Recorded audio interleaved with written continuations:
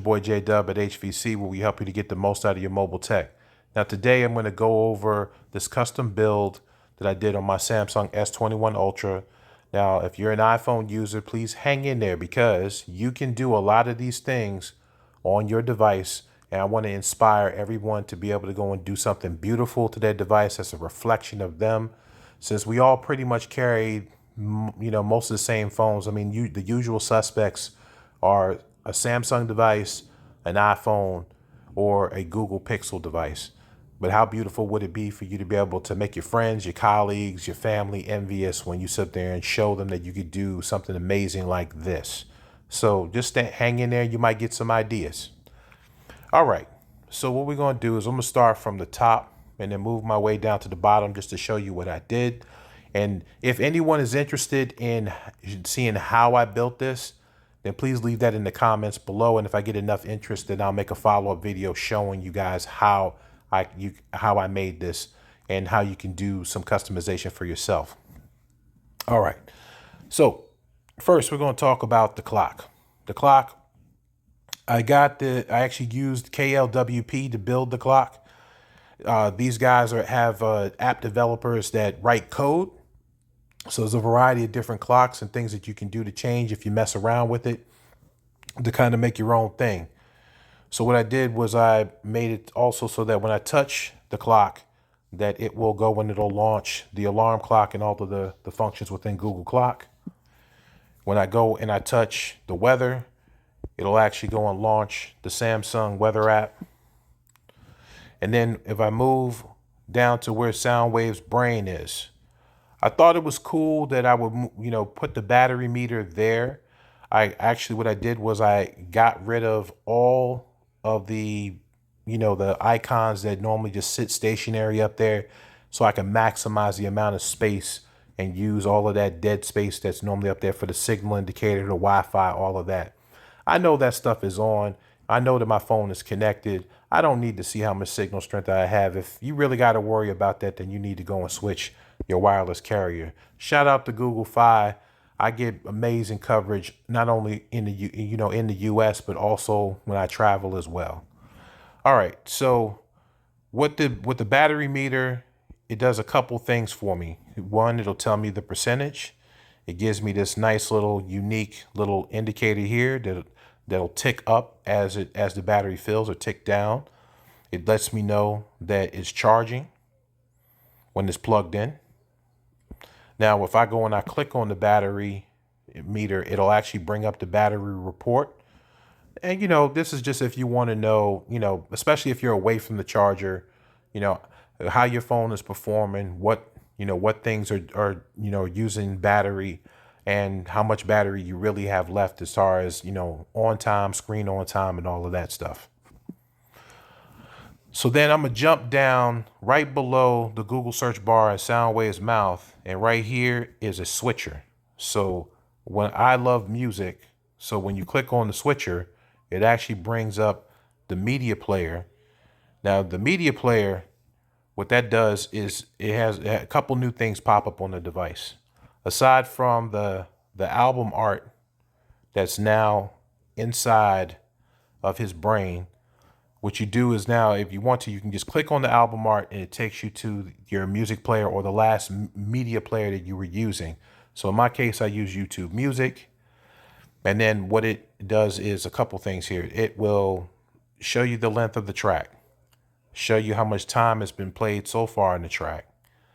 Right here, these little ticks, that they continue to progress, and it'll go around the hexagon.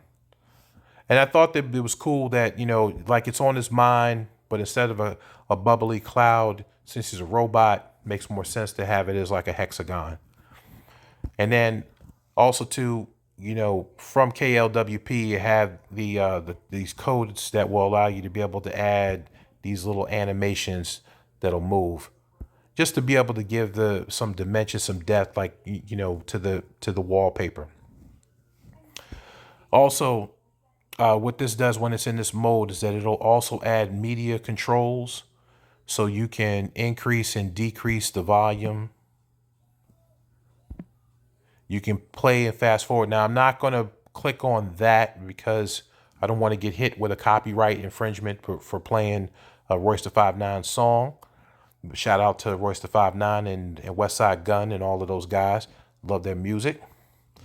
All right, so then going to go a little bit further down. As you can see, I have color match the Google search bar, which you can do right in the Google setting in the Google search settings. Excuse me. And then what I also did was I took the app icons and I cascaded them like a waterfall, so that way I could have the Decepticon logo in the middle. And then when I actually double tap in this area here, it'll launch the Google Assistant. Now, why did I cascade the icons instead of just having them? It's because if y'all have seen in my previous videos, I have shown people that that typically your thumb, and I'm just going to do that again. Your thumb normally arcs somewhere about right here and then reaches over. So I hold my phone right-handed, and I felt that it was important that all of the applications that I frequently use are on the right side, and then the least important ones over towards the left side of the screen, ones that I don't frequent as much. Now, they're important enough for them to be on the screen that I use them frequently throughout the day, but I really use all of the apps over here a lot. The camera, text messaging, social media. Now, what I did here with Ravage is one of the robots that lives in Soundwave's chest. It was like a cassette tape, but he converted it into a robot. When I click on that, it launches my social media. Then here I did a transparent folder that did like a round bubble of all of the applications that I frequently use. And then I have my text message app below. And then the camera icon is actually a Decepticon named Reflector. Whoops, sorry about that, guys. Launch the Google Assistant there too. Now on Android, you can actually launch the Google Assistant from these corners as well. I just did it again. Sorry about that, guys. There we go. So yeah, down in the corners here, you see how you can actually go and launch the Google Assistant as well. So again, that just works for my hands, that I can do it either way. Now, also what I did was, now on Android and iOS, when we swipe from the sides of the device, that'll allow us to go back. Well, what I did was to add a little bit more flavor to it. I animated the gestures. And I also added additional functions. So like on the left side, if I swipe down diagonal, it'll also launch the Google Assistant. If I swipe up, it'll see it say multi-window, but I can do split screen. Unfortunately, folks who have iPhones, you can't do that yet, but on Android you can. And then on the right side, when I swipe down diagonal, it brings up an app switcher, which is a little bit more efficient than having to go through recent apps this way. So if I quickly want to switch from one app to another, like I launched the clock, launch the battery. So as you can see, it's pretty fast. So much faster than swiping up and then going through your cards to be able to go and find a recent app. It's all about efficiency, all about efficiency. Now, the app drawer. Now, when you swipe from the bottom, see there's that indigo kind of hue. I wanted to do that to kind of match his eyes. And then when you swipe up, the app drawer is transparent, and you can see that the wallpaper is still functioning behind it. And not to worry, this does not drain your battery. I haven't experienced any severe battery drain with this at all. I've still been getting fantastic battery life. And for those of you that don't know, the Samsung S21 Ultras, S22 Ultras, the batteries are pretty on par with like the iPhone 13 Pro Max and 12 Pro Max. All right, so then the other thing that I did was, when you bring down the quick panels also have some purple color for the Decepticon color, I did a little bit of a combination of the black. Then I also did a little bit of the off black for the quick panel. So then if I swipe down further, you can see all of the additional applications that are there, or the toggles within the quick panel. If I swipe off the touch screen from the bottom, it brings up a universal search. Now, why did I bring this up? Because I wanted to show you guys my custom keyboard. This is Gboard.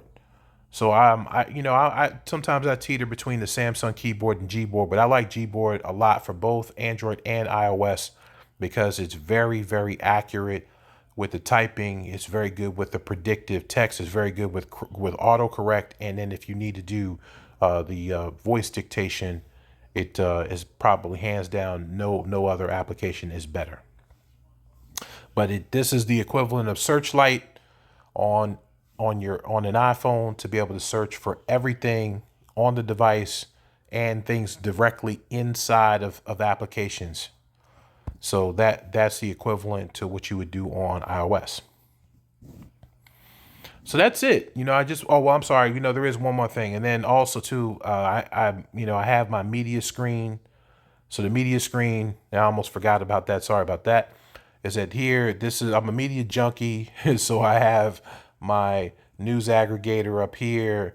I have my Audible books. Shout out to John C. Maxwell, the 15 Irrefutable Laws of Growth. Amazing book. So if you are not familiar with that, check it out. And then also, again, I love my music. So I have my music controls there for YouTube Music. I have my Hulu. I have the Netflix widget, which I think hands down best widget I've seen on both platforms, because you can go and cycle through your content and then jump directly to it. So if I click on Criminal Minds, it'll actually go right to Criminal Minds. And then these other icons here, these are all folders.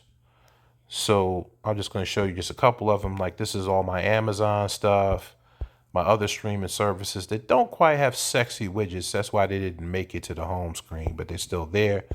And then my Xbox stuff to control the Xbox, and then also game on my phone, playing my Xbox games. So, shout out to Xbox or Microsoft and Google with that. Greatly appreciate that. And see, I even animated the transition.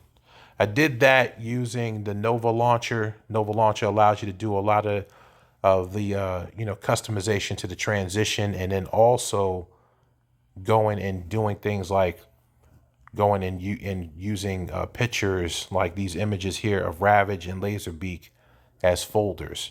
So like, Ravage is my social media, Laserbeak is watching the money, so that's my money bag right there.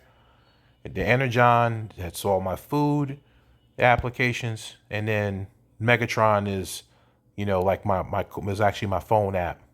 So, and so I wanted to be able to, again, theme the phone out, make it look good. I enjoy looking at this device. I want you to also have fun and enjoy your device. We pay way too much money for them just to be static and have no control over the way that they look. You do have a lot of control, and it isn't really hard to do this stuff. So if you guys enjoyed the video, please do me a favor. Please help us get to our first milestone of 1,000 subscribers. So if you are not subscribed, then please subscribe. Please like, please share, so that way we can get to that first milestone, so that I can get paid for this shit. I greatly appreciate you guys. I thank you so much, and hope to see you soon back on the channel. Have a great one.